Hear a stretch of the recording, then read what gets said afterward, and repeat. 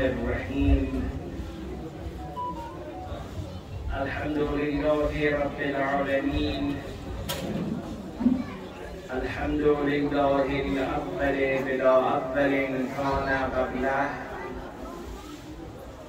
والآخر بلا آخر يكون بعده، الذي قصرت عن رؤيته أبصار الناظرين وعجزت عن نأته أوهام الواصفين،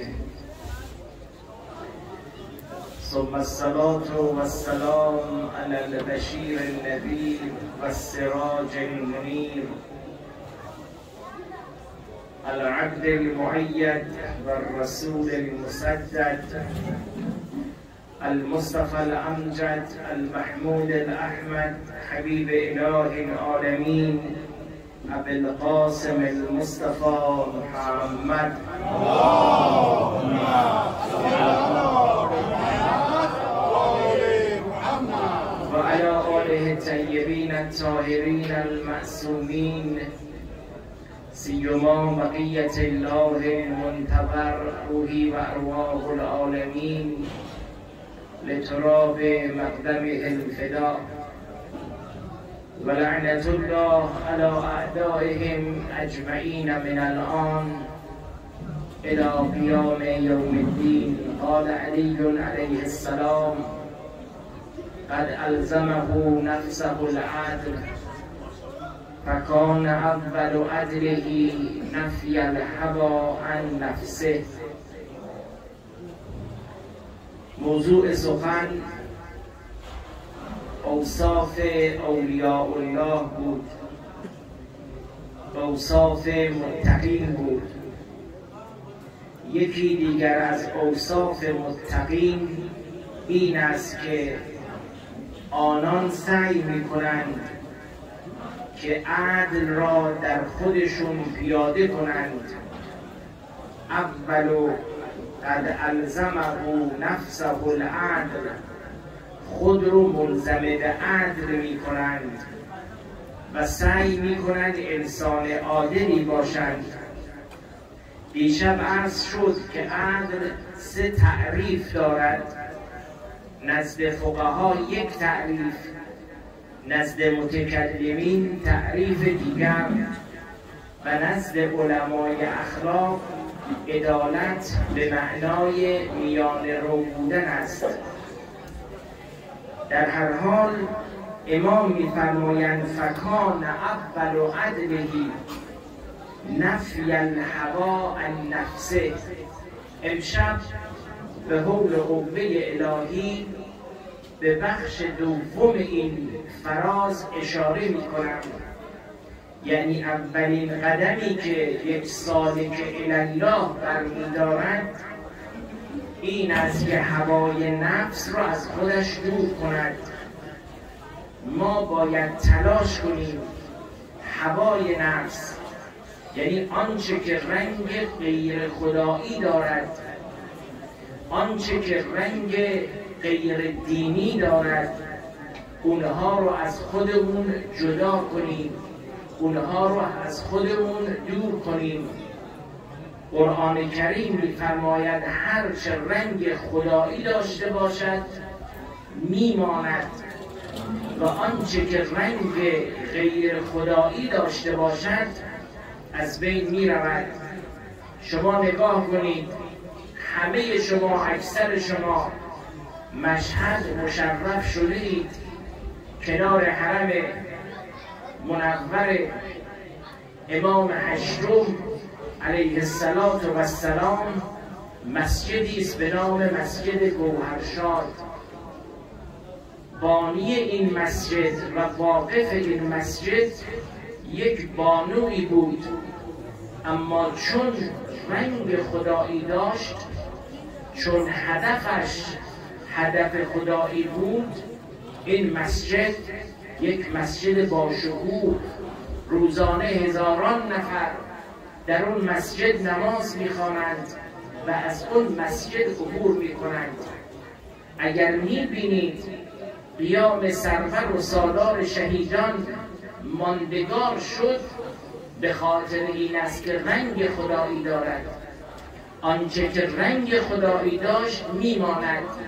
شما یک عملی رو انجام بدهید به نام خدا، قربة الی الله، یعنی از ابتدا تا انتهای اون عمل هدف انسان خدا باشد. امروز تو حیات خیلی سرسراست. صلوات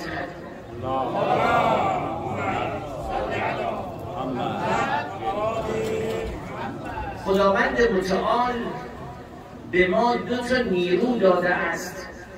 ما یک نیروی داریم به نام عقل و دوم نیروی دیگری هست به نام هوای نفس. چرا به عقل میگن عقل؟ فلانی عاقل، معنای عقل چیست؟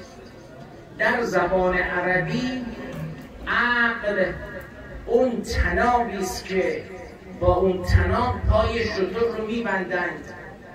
اگر شتر رو بخواهند یک جا متوقف کنند، با یک طنابی پای شتر رو میبندند و میگن شتر رو اقال کردیم. این دوستان و برادران عرب رو دیدید، اینها یک چفیه‌ای دارند، بعد دور چفیه یک بند مشکی هست دور سرشون، به اون بند مشکی میگن اقال. چرا بهش میگن اقال؟ چون باعث میشه که این روسری که در سر اینها هست ثابت بماند. اگر به عقل میگن عقل، همونطوری که این طناب پای شتر رو کنترل میکند، عقل انسان رو کنترل میکند. انسان عاقل انسانی است که خودش رو لجام میکند، زبان خودش رو لجام میکند، چشمان خودش رو کنترل میکند. یک نیرو داریم به نام نیروی عقل که خداوند این عقل رو به همه داده است، الا خدای نکرده کسی بیماره.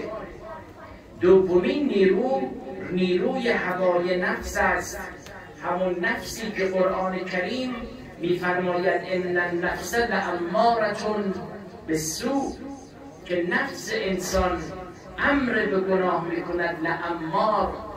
امار در زبان عربی صیغه مبالغه است، یعنی دائما به انسان امر میکند، دائما به انسان فرمان میدهد. ما 2 نیرو داریم، نیروی عقل و نیروی هوا. دائما اینها در حال جنگند و انسان صادق و انسان برگزیده انسانی است که در مصاف عقل و هوای نفس عقل رو پیروز میگرداند، هوای نفس رو از صحنه زندگی خودش خارج میکند. یک روزی پیامبر اکرم از جنگی برگشتند، ان النبی بعث سریة، پیامبر اکرم با لشکری رفتند. فلما رجعوا، وقتی لشکر پیروزمندانه برگشت، قال، پیامبر فرمودند مرحبا بقوم قضوا الجهاد الاصغر، آفرین بر قومی که در جهاد اصغر شرکت کردند. بعد پیامبر فرمودند که فیبقی الجهاد الاکبر، آماده شوید برای جهاد اکبر، آماده شوید برای جهاد بزرگتر. صلوات ختم. اللهم صل علی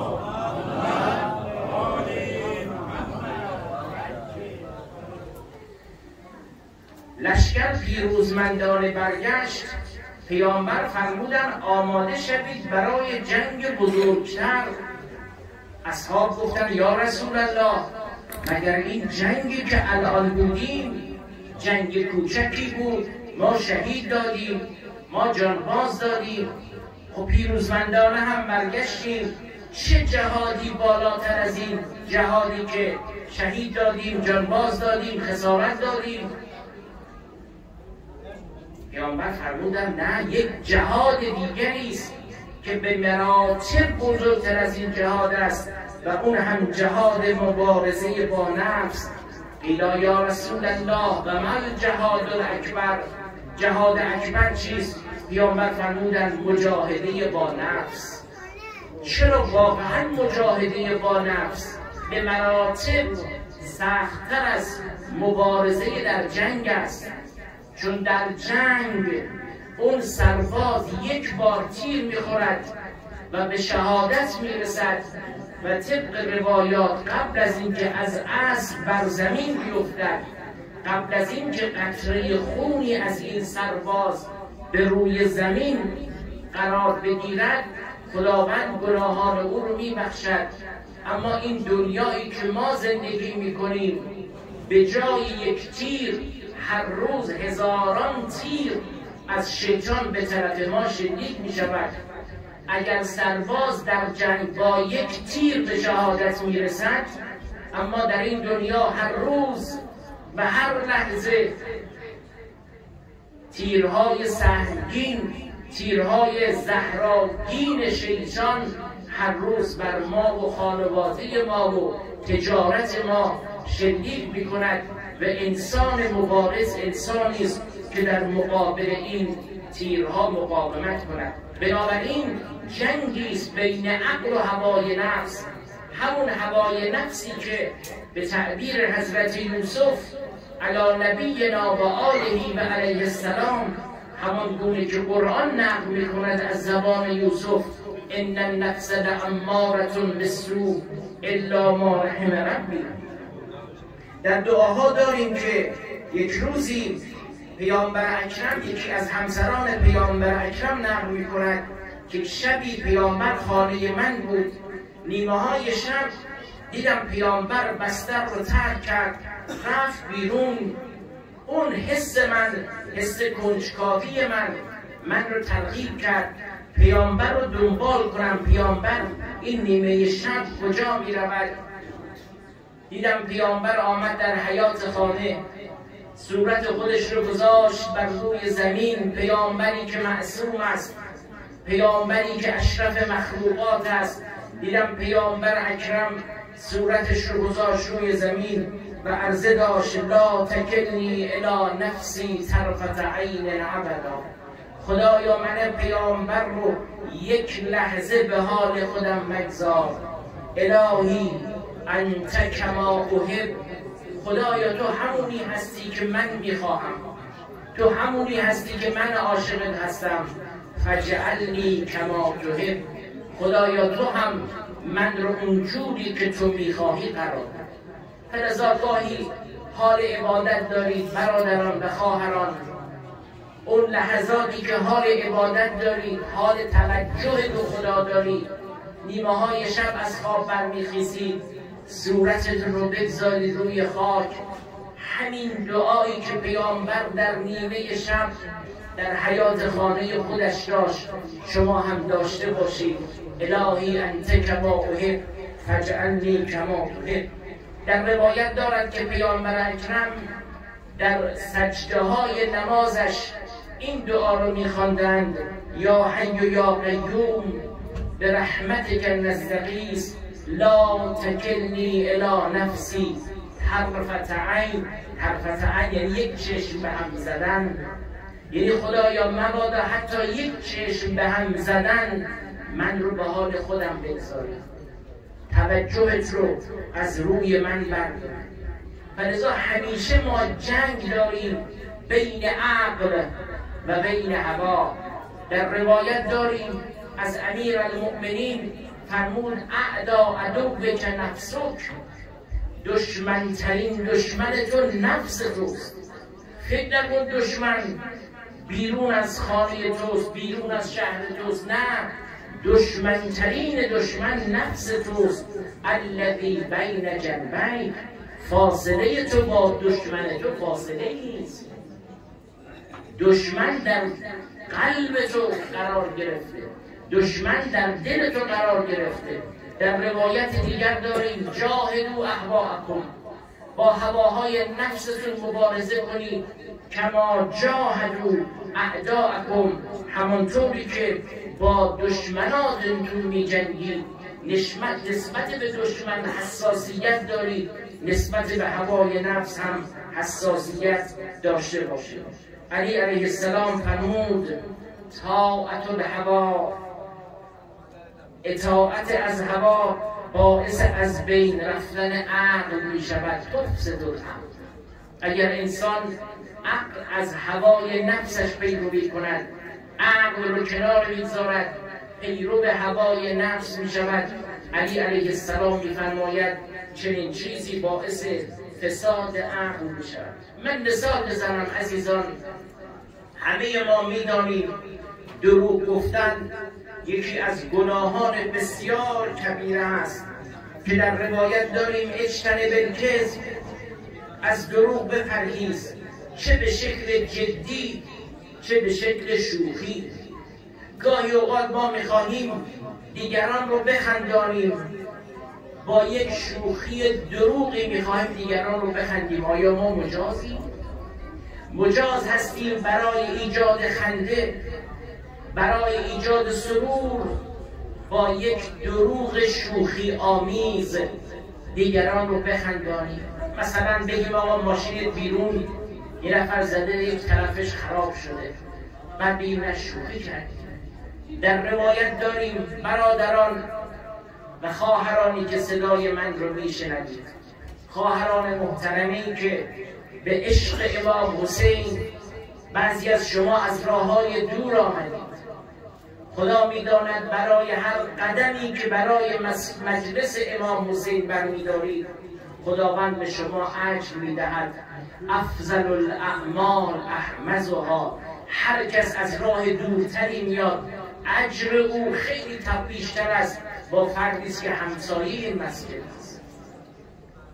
اون کسی که 2 ساعت 3 ساعت حرکت میکند میاد این مسجد، با اون کسی که فاصله خانهش 2 کیلومتره طبعا اجر او بیشتر. عزیزانی که به عشق امام حسین از راه دور آمدید، این حدیث رو در ذهنتون داشته باشید. امام فرمود لا یجد العبد طعم الایمان، هیچ کس طعم ایمان رو نمیچشد، بوی ایمان به مشامش نمیرسد حتی یترک الکذب جده و هزله، تا اینکه دروغ رو از دروغ بپرهیزد. چه دروغی که به شکل جدی باشه، انسان برای کسب منفعت دروغ میگه خدای نگهدار، یا انسان برای ایجاد خنده دروغ میگه، هر دوش گناه داره. لا یجد العبد طعم الایمان حتی یترک الکذب و جده. ابو حامد غزالی، اون دانشمند بزرگ که همه شما اسمش رو شنیدید، و مرحوم فیض کاشانی رضوان الله تعالی علیهما، این 2 بزرگوار که هر دو از استوانه‌های علم اخلاقند، میگن گناه باعث تضعیف قلب میشه. اون قلب یا همون عقل که انسان به برکت اون تصمیم میگیرد. شما تصمیم میگیرید بیاید مجلس امام حسین، ایشون این 2 بزرگوار میگویند دروغ و گناه باعث میشود که انسان قلب خودش رو و عقل خودش رو به تدریج نارسا بشه. دیدید افرادی دچار نارسایی قلبی میشن، رگان قلبشون میگیرد، قلب نمیتواند اونجور به وظایف خودش عمل کند. غزالی و مرحوم فیض کاشانی میگه گناه باعث اینجور عمل میشه، باعث تضعیف قلب میشه، باعث ضعیف شدن قلب میشه. امیر المؤمنین علی علیه السلام در ادامه این خطبه میفرمایند یصف الحق و یعمل به. یکی از ویژگی های پارسایان این است که یصف الحق، از حق دم میزنند، حق رو توصیف میکنند، و یعمل به، و به اون هم عمل میکنند. عده‌ای هستند سخنران خوبی هستند اما عامل خوبی نیستند. خوب نظریه میدهند اما خودشون عامل به نظریه نیستند. به تعبیر قرآن کریم کبر مقتا عند الله ان تقولوا ما لا تفعلون. چقدر سخت است انسان سخنی بگوید اما خودش عامل او نباشد. علی علیه السلام نامه‌ای می‌نویسند به عثمان بن حنیف، می‌فرمایند اقنع من نفسی بأن یقال هذا امیر المؤمنین. من علی دلم به این خوش باشد که به من بگن امیر المؤمنین ولم اشارکهم فی مکاره دنیا، اما در سختی های مردم با اونها نباشم. یصف الحق، اگر علی دم از حق میزند، اگر علی مرادی حق است، در عمل هم به حق عمل میگه من علی دلم خوش باشد که به من بگن حاکم مسلمانان، امام مسلمانان، اما در سختی های مردم در کنارشون نباشم. ولم اشارکهم فی مکاره الدهر. به خدا قسم، علی میگوید به خدا قسم من علی هیچ طلا و نقره‌ای از این دنیا کسب نکردم. یصف الحق، اگر بخواهید انسانهای برگزیده رو، اگر بخواهید پارسایان رو بشناسید، ویژگی اینها این است که یصف الحق، حق رو میگویند و یعمل به. من اشاره کنم به یک نامه ای از امام حسین علیه السلام، چون بحث ما بحث محرم هم هست و ما سعی میکنیم مطالب اخلاقی رو ممزوج کنیم با مباحث ماه محرم که حق مطلب ادا بشه.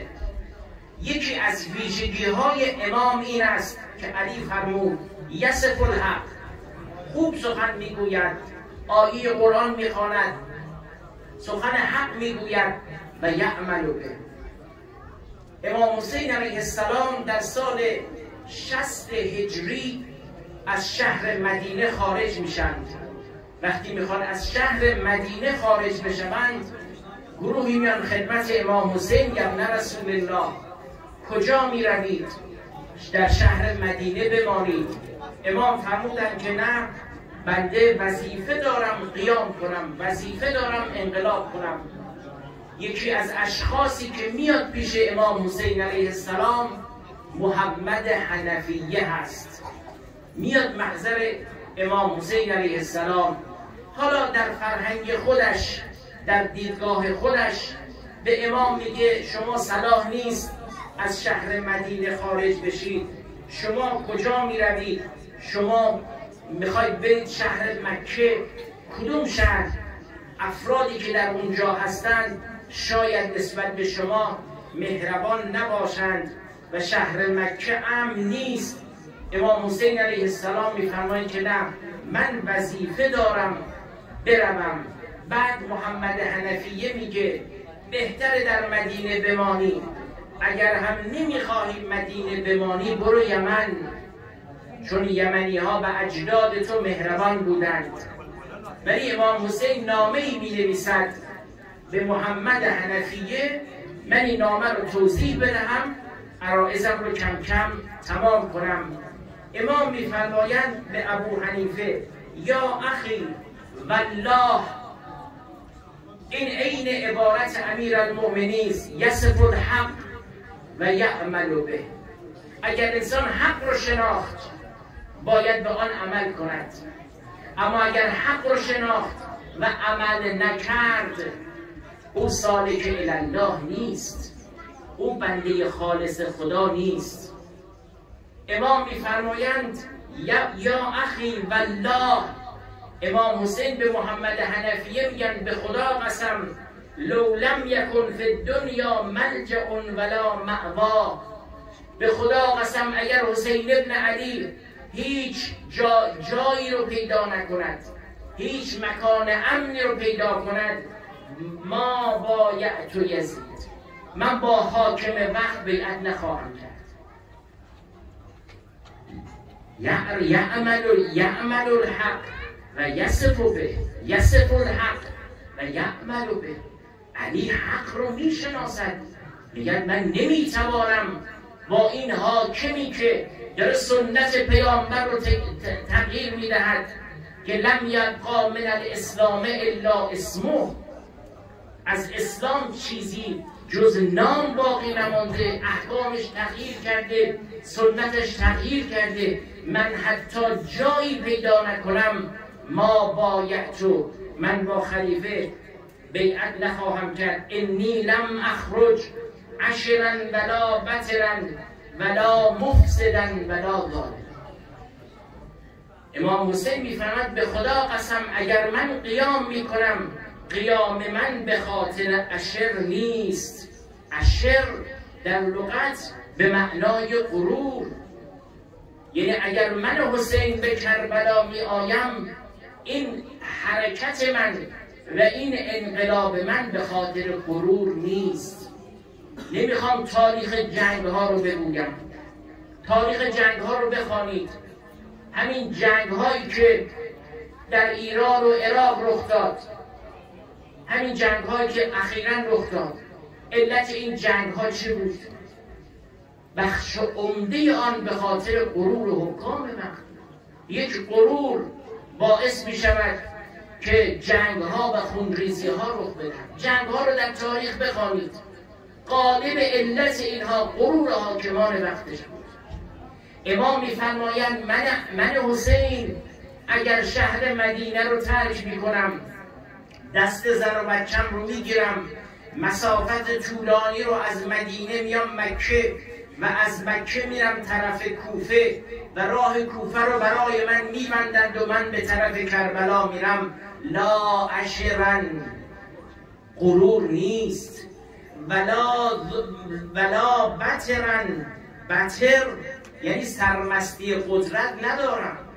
این نیست که به خاطر اینکه بخواهم قلم رو حکومت خودم رو اضافه کنم من حسین قیام میکنم.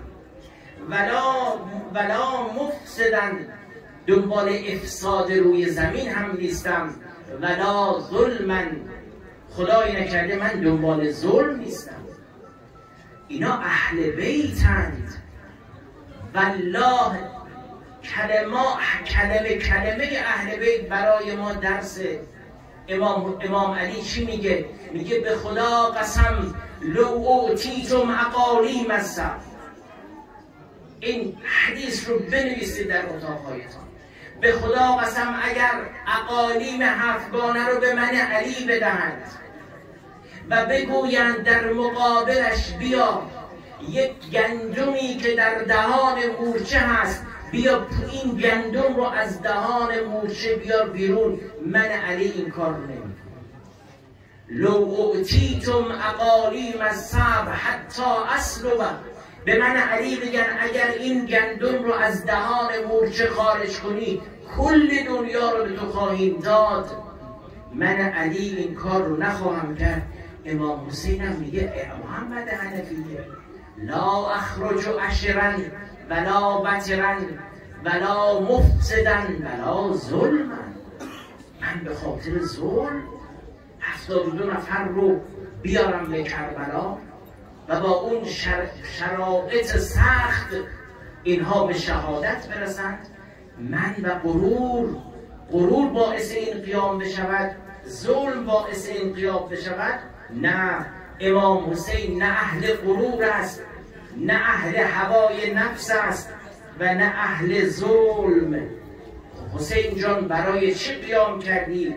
میفرماید بل خرجت لطلب الاصلاح، حرکت کردم جامعه رو اصلاح کنم، حرکت کردم دنیا رو اصلاح کنم. اگر امروز ما در این کشور بعد از 1400 و اندی دور هم دوستانه جمع شدیم، از ملیت‌های مختلف، از سرزمین‌های مختلف اینجا جمع شدیم، عزاداری می‌کنیم، این یکی از برکات قیام امام حسین بود. بل خرجت لطلب الاصلاح، اگر حسین قیام نمی‌کرد نه از اسلام چیزی باقی میماند، نه از اهل بیت باقی میماند، نه این پرچم و نه این عزاداری. لطلب الاصلاح. حالا چون مجلس ما جوانان خیلی هستند، دلم نمیاد این 3 حدیث رو از علی نخوانم. خواهش من این است، خواهرانی که صدای من رو میشنوید، این 3 حدیث رو بنویسید در اتاقهایتان. امام حسین میگه من آمدم برای اصلاح. من و شما هم باید خودمون رو اصلاح کنیم. اگر حسین آمد قیام کرد، میگه نه به خاطر گروه، نه به خاطر ظلم، نه به خاطر فساد، بل خرجت لطلب الاصلاح. خب ما هم خودمون رو اصلاح کنیم. من 3 حدیث بخوانم، 3 حدیث کلیدی، 3 حدیث بسیار ارزشمند از امام حسین، از امیرالمؤمنین. حدیث اول این است که امیرالمؤمنین علی علیه السلام میفرمایند که من اصلح، بله حدیث اول، من اصلح بینه و بین الله اصلحه الله اصلح بینه و بین الناس. اگر شما رابطه خودتون رو با خدای خودتون اصلاح کردید، رابطه خودتون با خدا، و بهترین فردم خود شما هستید. من میدونم چه رابطم با خدا چجور رابطه‌ایه. آیا رابطه صمیمانه است؟ آیا رابطه من با خدا رابطه صادقانه است؟ آیا رابطه من با خدا رابطه دوستانه هست؟ اگر این رابطه رو ما درست کردیم با خدا، خدا میفرماید اصلح الله بینه و بین الناس. من میام ارتباط شما رو با مردم اصلاح میکنم. یعنی شما میشید یک انسان محبوب، یعنی شما میشید یک انسان برگزیده در نزد مردم. من اصلح بینه و بین الله اصلح الله بینه و بین الناس.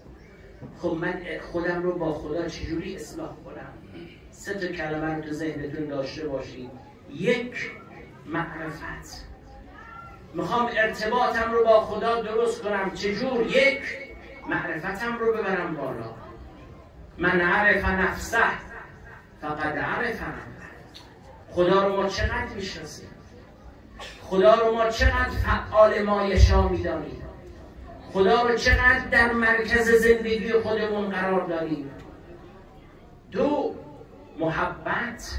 چقدر به خدا عشق داریم؟ چقدر به خدا علاقه داریم، اظهار علاقه میکنیم؟ 3 اطاعت. اگر این 3 قدم رو برداشتید، خدا میگه من اصلح الله بینه و بین الناس.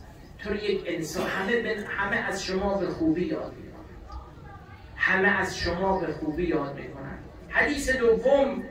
حدیث دوم رو عرض کنم و عرائزم رو تمام کنم. من اصلح امر آخرته اصلح الله امر دنیا.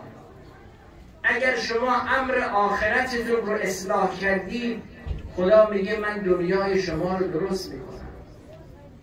جوانان، اگر دنبال شغل هستید، دنبال شغل حلال بروید. بله ممکن یه شغلی درآمد خوبی داشته باشه، اما اگر من درآمد خوب رو بگیرم، امر آخرتم از بین میره. خدا میگه اون شغل ارزون رو بگیر، اون شغل حلال رو بگیر، ولو زندگیت به سختی میگذرد.